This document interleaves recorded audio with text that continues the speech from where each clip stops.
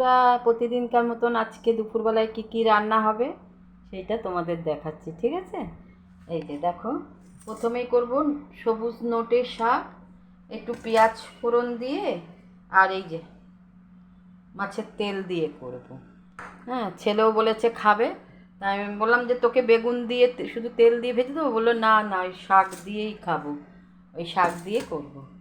আর হচ্ছে এই যে মাছের ডিমের বড়া কালকে করেছিলাম, আজকে বলেছে ও তরকারি খাবে, ডিমের বড়া করে তরকারি খাবে।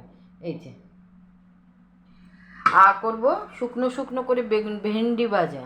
ও হায়দ্রাবাদে খুব সুন্দর ভেন্ডি ভাজা করেছে, সব ওখানকার ছেলেরা সব আছে তো, ওদের দেখে দেখে করেছিল, করে আমাকে দেখিয়েছিল ভিডিও কলে। তা ওই জন্যে ওই রকম ধাঁচেরই করবো একটু, ওই মানে মশলা টশলা দিয়ে পেঁয়াজ দিয়ে না, বেশ মাখা মাখা, মানে মাখা না, শুকনো শুকনো একদম ভাজা ভাজা, ওই রকম করবো। ঠিক আছে, টাটা, রাখছি।